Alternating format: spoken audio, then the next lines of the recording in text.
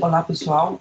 Vamos então dar continuidade aos nossos estudos sobre o processo de tradução, ainda com ênfase no código genético e em suas principais características e conceitos. O código genético, então, ele começa com definições importantes, centradas na molécula de RNA mensageiro, que diz que ele é constituído por códons, sendo que cada códon é um triplete de bases. Existem 61 diferentes códons para os 20 aminoácidos.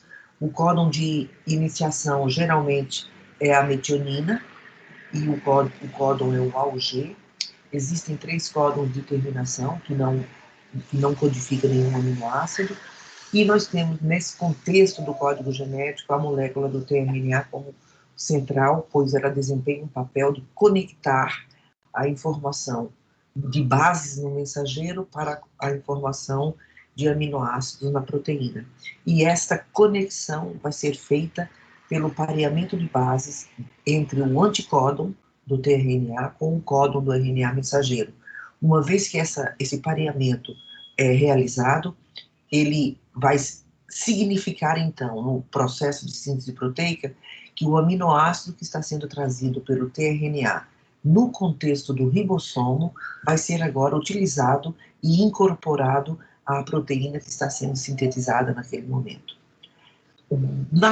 Ainda na sequência do RNA mensageiro, a gente vai destacar uma região que é justamente a região codificadora, que é constituída por uma sequência que inicia num códon AUG, geralmente, iniciador, e vai terminar num códon de parada, um desses 3 códons. Só colocar um laser aqui para vocês. Então, vai começar no códon de iniciação e vai terminar num desses 3 códons de terminação. E essa sequência também é conhecida no inglês como sequência ORF, ou Open Reading Frame, fase aberta de leitura. Então, eu posso ter inúmeras fases abertas de leitura, que é uma sequência que começa com AUG e termina num códon de parada. Não quer dizer que todas serão utilizadas para fazer proteínas. Mas, por enquanto, nós vamos trabalhar com esse conceito. Na região codificadora do mensageiro, existe uma sequência que começa com um códon de iniciação e termina num códon de parada, e essa é a região codificadora que vai ser expressa na forma de uma proteína, de uma cadeia polipeptídica. Outros conceitos essenciais, já comentados em outros momentos, é o fato do código genético ser degenerado e o fato do código genético ser universal, mas com algumas exceções. Universal é o mesmo em todos os organismos, redundante ou degenerado, vários códons que podem representar o mesmo aminoácido. Específico é um conceito importante, porque ele quer dizer que somente um aminoácido é especificado por cada códon. Vejam que tem uma diferença entre esses dois conceitos. Específico, um único aminoácido por cada códon, redundante ou degenerado, vários códons para um único aminoácido. Outro ponto importante é que a sequência não tem overlapping e nem pontuação. Ele é lido de um modo contínuo e contíguo, de 3 bases cada vez. Após um aminoácido ser codificado, o segundo será automaticamente codificado pelas próximas 3 bases ou pelo próximo códon. O fato dele ser degenerado pode ser facilmente representado por uma tabela, como essa daqui, ou pelo próprio código genético, onde a gente vê que vários aminoácidos são codificados, são interpretados por mais de um códon. Aqui a gente tem 2 exceções, triptofano e metionina. Tá? Todos os demais têm mais de um códon para codificá-los. E um outro ponto central reside na molécula do tRNA, como sendo a molécula adaptadora, onde, através do pareamento códon-anticódon, vai ser observado, então, a correspondência entre sequências de base no mensageiro e sequência de aminoácido na proteína.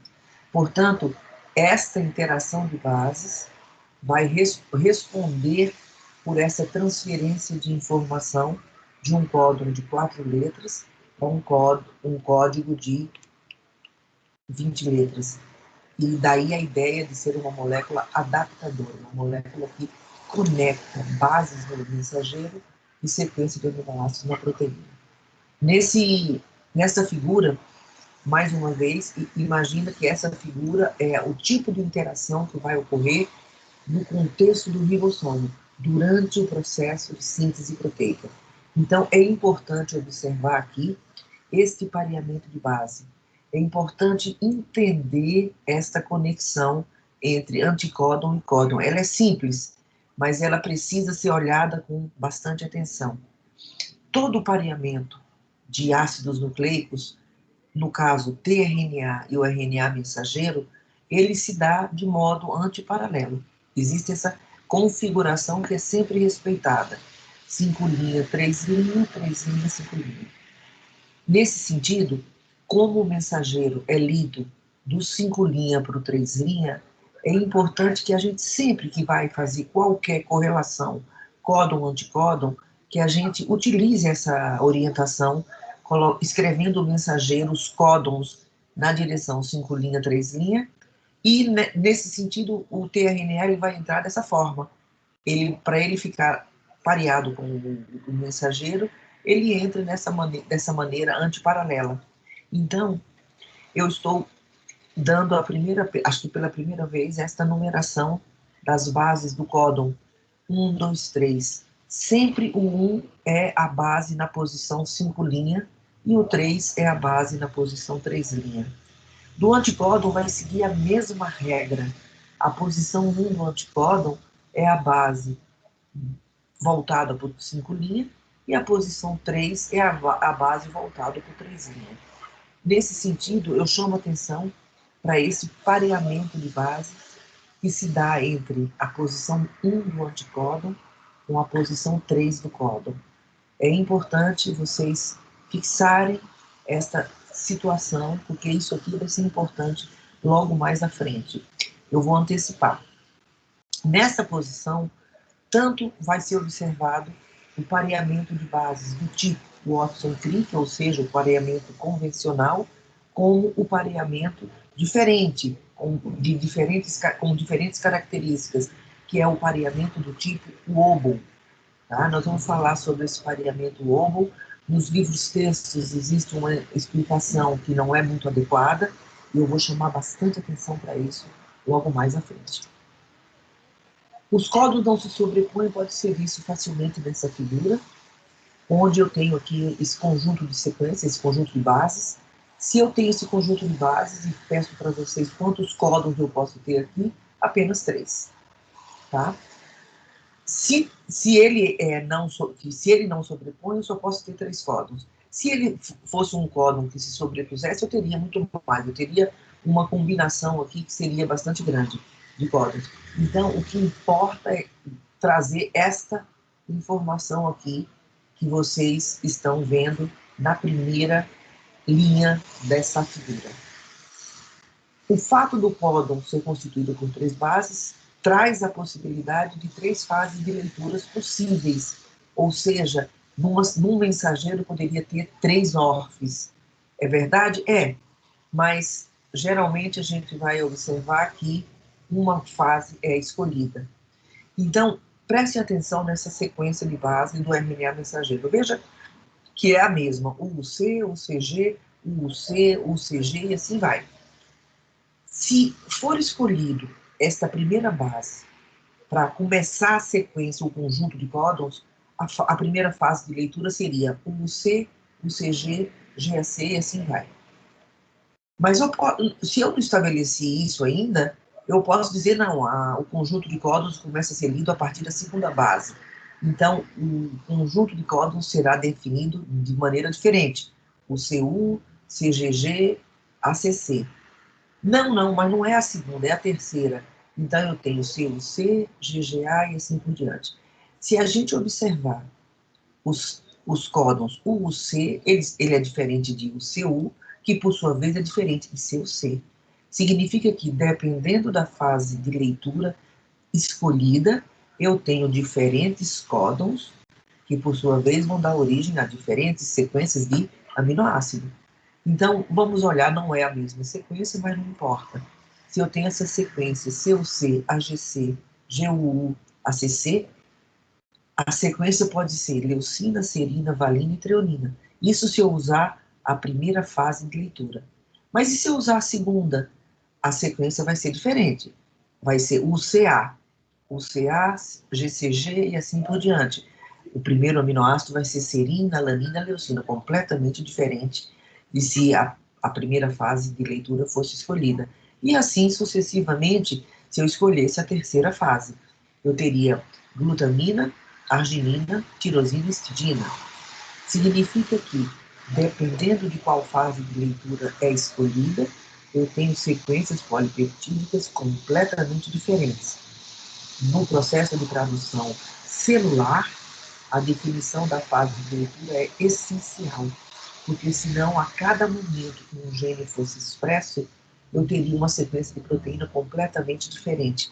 Imagina que a célula precisa de traduzir um mensageiro de insulina, porque precisa de insulina para regular o metabolismo de carboidrato.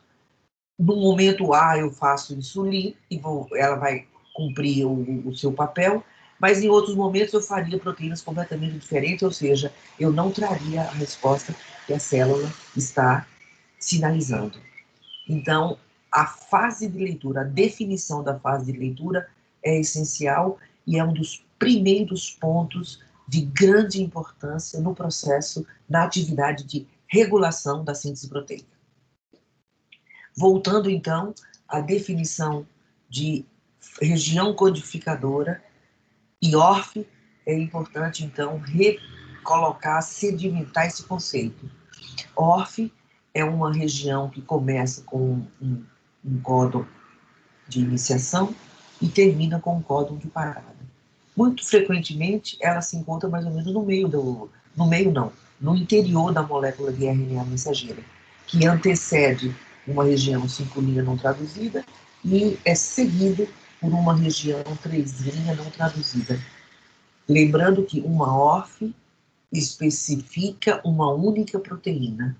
Então, no processo de tradução, isto vai acontecer. Esse AUG vai ser selecionado como o iniciador, porque aí de 3 em 3 eu vou ter sempre a mesma proteína sendo feita. Tá? Se a gente perguntar que mensageiro, de que organismo é esse mensageiro, é um mensageiro eucariótico porque ele tem as modificações rápido 5' e cauda poliada extremidade 3'. O código genético é universal, mas com exceções, então isso traz uma importante informação que, embora na grande maioria dos micro-organismos, dos organismos, dos seres vivos, é o mesmo códon, existem algumas diferenças. Por exemplo, um códon de parada, na grande maioria dos organismos, significa parada, mas ele pode significar triptofano. Tive uma buzina muito grande aqui, desculpem. Ele pode significar triptofano nesses organismos aqui, tá? Bem como na mitocôndria pode significar o triptofano. O códon CUG geralmente é leucina, mas pode ser treonina na mitocôndria de leveduras, que são fungos. Esses dois códons de terminação pode ser glutamina em alguns organismos, incluindo paramécio, tetrimena. E o códon UGA pode ser representado por cisteína em euploides. Então, é universal, mas tem exceção porque um determinado códon pode significar um outro aminoácido ou uma outra informação em outros organismos ou em outros organelas. Então, finalizando as características do código, só esse conjunto aqui de figurinhas. Trinca de bases especifica um aminoácido, é o códon, não se sobrepõe. Nessa sequência eu tenho 2 trincas e ponto final, 3 códons de parada, é universal, embora tenha exceções, é lido de uma maneira contínua e contígua, de 3 em 3 bases, é específico, somente um aminoácido é especificado por cada códon, é degenerado ou redundante, um aminoácido pode ter mais de um códon, a direção de leitura do mensageiro pelo ribossoma, 5' para 3', a direção de síntese da proteína é do M para o C terminal, ORF significa uma região que inicia geralmente no códon AUG e termina no códon de parada, e tem o potencial de codificar uma proteína, uma ORF. Tá? Então, ela inicia numa posição fixa, denominado códon de iniciação. Tá bom? As mutações podem alterar a sequência do transcrito, como também a correta formação da respectiva proteína. Representando aqui duas ORFs de dois organismos, de dois organismos diferentes, procariotos e eucariotos, lembrando que muitos genes procarióticos estão organizados de tal maneira que o mensageiro é policiscrônico, significa que ele tem informação para diferentes proteínas, um único mensageiro, enquanto que em eucariotos o mensageiro é monociscrônico, então ele vai codificar uma única proteína. Mais uma característica do código genético, e a gente pode explorar isso olhando a tabela do código genético, essa informação eu considero bastante importante. Veja bem que eu tenho características dos aminoácidos, características físico-químicas diferentes, aminoácidos ácidos, aminoácidos básicos, aromáticos, contendo enxofre, contendo grupamentos hidroxil e assim por diante. Essas características, quando eu troco um aminoácido ácido por um outro aminoácido ácido, eu tenho aqui dois exemplos, aspartico e glutâmico, eu vejo que a proteína não vai sofrer, geralmente ela não sofre nenhum efeito importante, drástico de estrutura e função, com exceções. Ou seja, a proximidade entre códons para aminoácidos quimicamente diferentes, similares, vai permitir que a degeneração do códon reduza o efeito de mutações deletérias. Então, eu não sei o que está acontecendo com o meu fone, mas vamos continuar aqui, por favor. Ave Maria.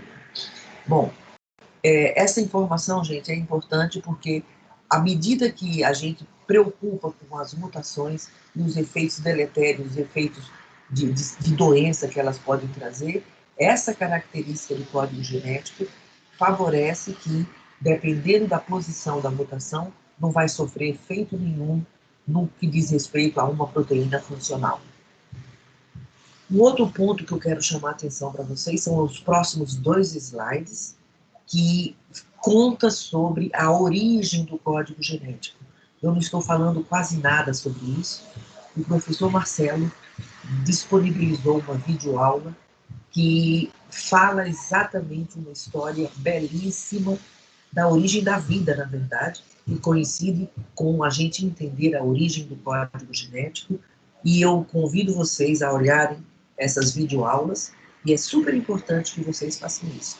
Ou seja, para vocês entenderem realmente do que a gente está falando e sedimentarem esse conhecimento, é importante vocês visualizarem essas videoaulas novamente, tá?